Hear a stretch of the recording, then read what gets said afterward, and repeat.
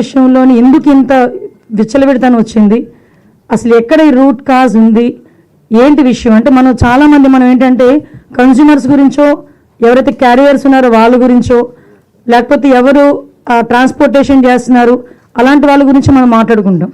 కానీ ఈరోజు tribal welfare, health department, police department, HR department అన్ని డిపార్ట్మెంట్లు కూర్చున్న తర్వాత అసలు కాజ్ అనేది గిరిజనులు, అమాయకమైన గిరిజనులు ఎందుకు గాంజా సాగు మీదకి వెళ్తున్నారు, అసలు వాళ్ళు ఎందుకు చేస్తున్నారు అంటే ఇలాంటి విషయాలు మనం ఆలోచించుకుంటే ఇంతకుముందు ఆల్టర్నేటివ్ క్రాప్స్ ఉండేది. కాఫీ ప్లాంటేషన్ అని, జింజర్ అని, టర్మరిక్ అని ఇలా సపరేట్ ప్లాంటేషన్స్ ఉండేవి. కానీ వాటి సంగతి అంతా మనం ఒకసారి చూసుకుంటే వాటికి ఆల్టర్నేటివ్గా కాఫీ ప్లాంటేషన్స్ అవన్నీ కాకుండా డైరెక్ట్గా వాళ్ళు గాంజా పెంచడానికి కొంతమంది బయట నుంచి వచ్చి వాళ్ళకి డబ్బులు ఇచ్చి వాళ్ళని ప్రలోభ పెట్టి అది పెంచే కార్యక్రమం చేయటం మనందరం కూడా చూసాం. తర్వాత ఇప్పుడు ట్రైబల్ వెల్ఫేర్ మినిస్ట్రీ గారు కూడా వచ్చారు.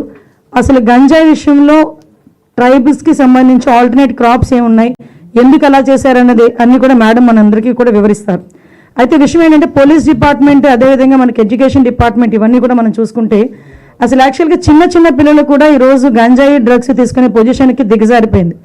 ఇక్కడ విషయం ఏంటంటే నేను నా అబ్జర్వేషన్లోని కూడా కొంతమంది నేను నిపుణులతో మాట్లాడినప్పుడు ఏదైతే సెబ్ ఇచ్చారు లాస్ట్ టైం, సెబ్కి సంబంధించి ఒక ఏర్పాటు చేసిన తర్వాత ఎక్సైజ్ డిపార్ట్మెంట్కి సంబంధించి ఒక 30%, మిగతా 70% స్టాఫ్ని తీసుకొచ్చి సెబ్కి వాళ్ళు అనుసంధానం చేస్తున్నారు.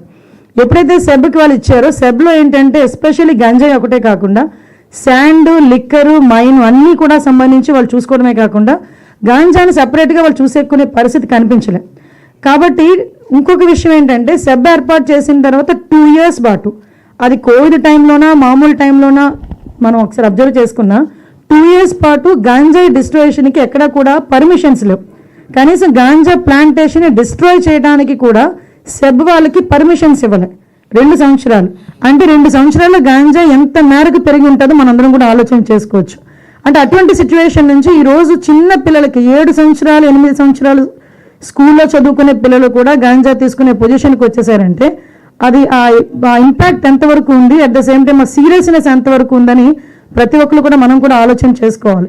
దీని మూలనే నిన్న లాస్ట్ టైం కూడా చెప్పాం, మనం జిల్లా లెవెల్లో టాస్క్ ఫోర్స్లు అప్పటికప్పుడు ఏర్పాటు చేసుకొని అప్పటికప్పుడు ఉన్న మెన్ను యూజ్ చేసుకొని టాస్క్ ఫోర్స్లో ఏర్పాటు చేసుకొని కొంతమంది చేస్తున్నారు. కానీ ఇప్పుడు గౌరవ మన డీసీపీ గారు మేమందరం కలిసి కూర్చున్న తర్వాత హోమ్ సెక్రటరీ గారు, అదేవిధంగా సిఐడి చీఫ్, అదేవిధంగా మన అందరికీ కూడా ఇంటెలిజెన్స్ వాళ్ళు అందరం కూర్చున్నాం, సెబ్ వాళ్ళు అందరం కూర్చున్నాం. ఇందాక కూర్చునేటప్పుడు ఈ యాంటీ నార్కోటిక్ టాస్క్ ఫోర్స్ అని చెప్పి ఒకటి ఏర్పాటు చేయడానికి ఈరోజు గవర్నమెంట్ నిర్ణయించుకుంది సబ్ కమిటీ ద్వారా.